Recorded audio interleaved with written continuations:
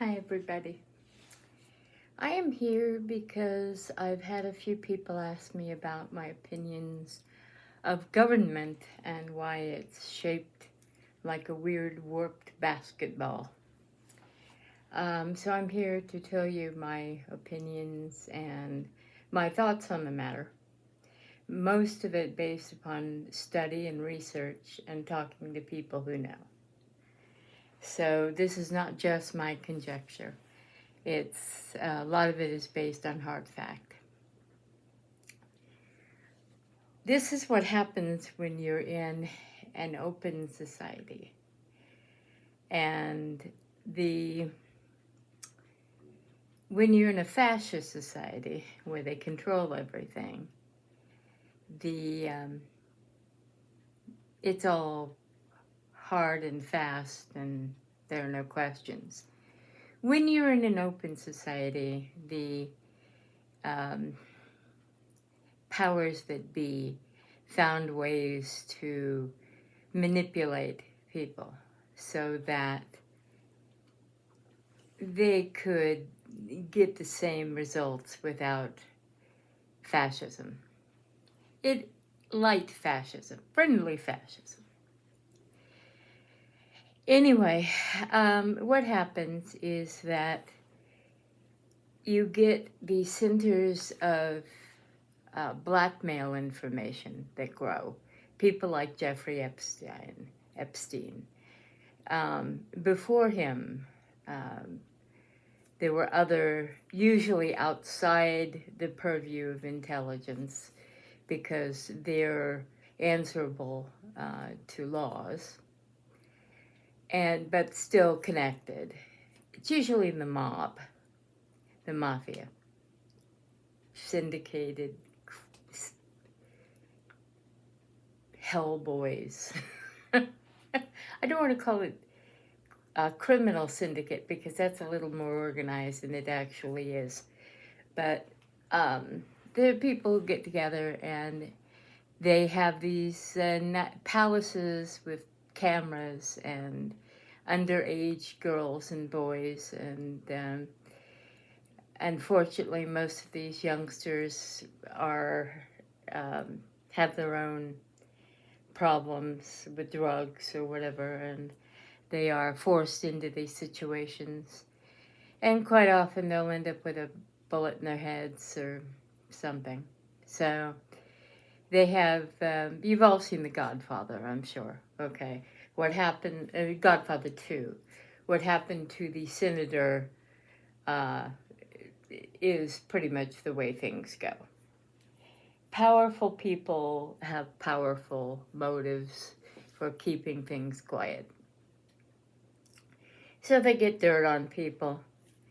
And the charm of it is that the honest people, the good people, the people who don't do things like that, end up like Bobby Kennedy or Malcolm X, or the ones they can't frighten or blackmail, they end up dead.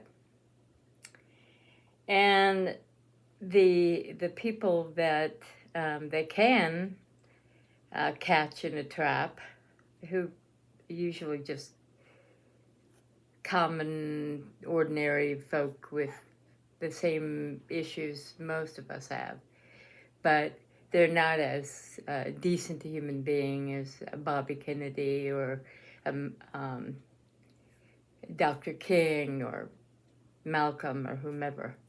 So they get their tit in the ringer, and they are therefore promoted. They have the old hammer over your head,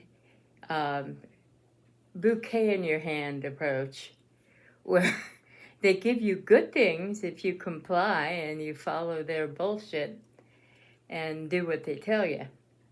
And if you don't do what they ask you to do, they ruin you, destroy you. And that's the way it goes. And they promote the people who are going to further their own agendas while they have dirt on them so they can manipulate them.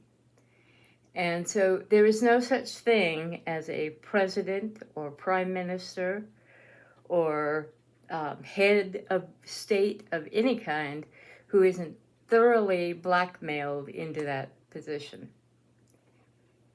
They're all tools of the people who put them there. So don't be going around thinking, oh, my guy's great. Not true. Biden is just as compromised as Trump is. If he wasn't, he wouldn't be there. The same thing with Clinton. The only different person was George Bush, because he was so deeply in the ground with everything that they already had control over him. But all of them. And that goes into the film industry, into music, television, everything. People who are promoted are the people who will let others get away with crap and who need cover for their own crimes and misdeeds. A perfect example of that is Woody Allen. He was allowed to get away with what he did for so many years because he'd opened the door for people who wanted to come in and abuse his people. And he should have been shut down and put away a long time ago. And the same thing with all the other people. There's a lot of people, and I have no proof of any of this. So I hear only what is said in little corners of the world. But people like, well, okay, maybe I better not. Just imagine anybody in a high position, anybody in a position of prominence, with very few exceptions. And I don't mean just regular actors and performers, and I mean people in power, really big time, powerful people, Oprah type people. These are the ones I would keep an eye on because they're so powerful. They have to have their claws deeply into them. And again, it's the same concept. They have these, that's how the pedophiles took over so much of the industry, including Disney. And it's not Disney anymore. Disney has, thankfully, was widely disconnected enough from various parts that they moved that aside. And they're getting rid of it. It's going to take them some time, but let's give credit where it's due. The Nickelodeon is a perfect example of the cesspool. And they brought in pedophiles and promoted them because, one, they had control over them. Two, they were themselves of that stripe, so they could do whatever they wanted to, and everybody looked the other way. That's how that happened. These nice documentaries don't talk about that part. They talk about, oh, we didn't know, we were so shocked. No, there were people giving out things in other places. You hear about it all the time.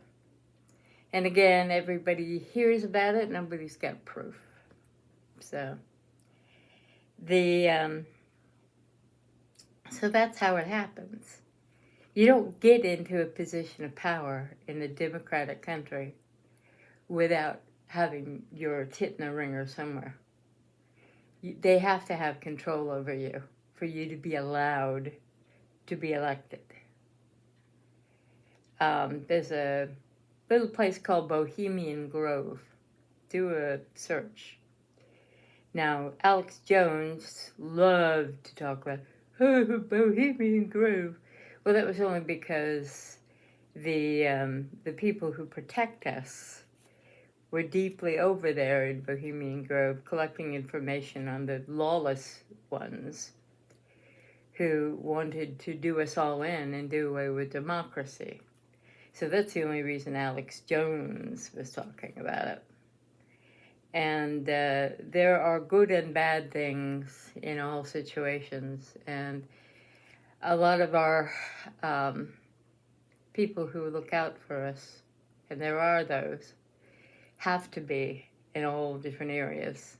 So it's all black and, it's not all black and white. It's solid and continuous shades of gray. The thing to remember is that everything you see, and there is no TV anymore, it's all YouTube. It's all streaming media.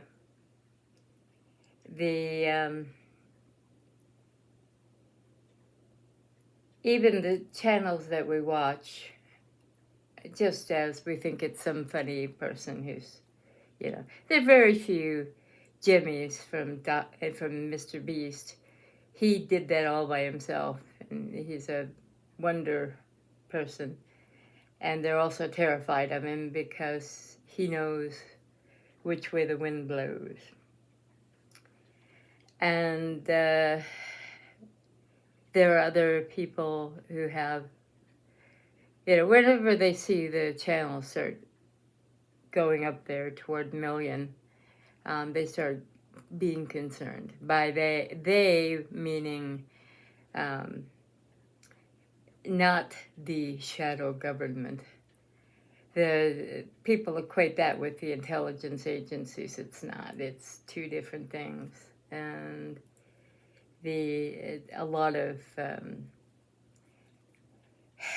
criminal syndicates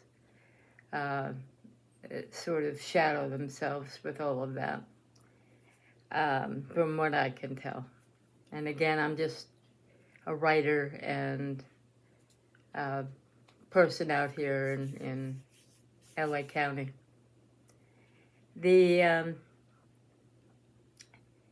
The thing to remember is that everything you see is being marketed. There's a fellow whose work I really liked, I enjoyed it, who has gone just really, he's being manipulated. You can always tell when they're being worked by people messaging them going, "Oh, you're amazing, you're terrific, Benjamin." He's got my son's name, so he goes by, I believe it's Casper or something. And he's gone from being open-minded about ghosts and UFOs to following the mainstream science view, and I'll get to them in a moment, of ghosts are bad and stupid and wrong, and UFOs, no, that's something intelligent young men will talk about. And he's being manipulated. I see it very clearly. I see it in other people too, but I mean, I've seen it myself in dealing with friends of mine who are content makers. About mainstream science, it pains me to say this, but Neil deGrasse Tyson, who was once somebody in my younger years I admired, is controlled. And there are pictures of him all over the place with Epstein and Epstein's lady friend, whose first name I can never pronounce correctly, so I won't. And it's the Cornell corner. It's Carl Sagan, who also had a problem with sexually harassing women. Neil deGrasse Tyson has a whole long history of that kind of behavior. Bill Nye, the science guy, who has a bachelor's degree in engineering, which my brother also has, and he couldn't tell you anything about the stuff that Mr. Nye holds forth on.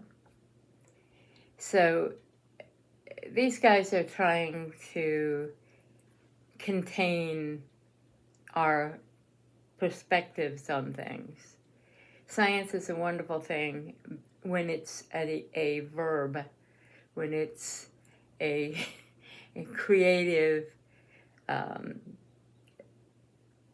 noun that is intended to do good things. I'm trying to keep my language gentle. When it becomes a philosophy or an orthodoxy, that's when we get in trouble, and that's what it's become. Right now, I'm very pleased with the Brandon Fugel and the Skinwalker Ranch people, Eric Bard and Travis Taylor. If they start trying to swing the discourse into a certain direction to try to direct us there, I'll call them out on it too. We don't know anything. We don't. We don't know anything about this planet, about science, the system. We've been lied to repeatedly, and we have to keep our minds open that the truth is in the future. Anyway, we're being prodded from various directions via the news, via YouTube, via streaming content. If you start feeling like you're falling in love with an idea, then question it. And the one thing I've become sure of, and that's through personal experience, is there is a spiritual world. It exists apart and above and beyond this one. And there's something in it that is going to include all of us.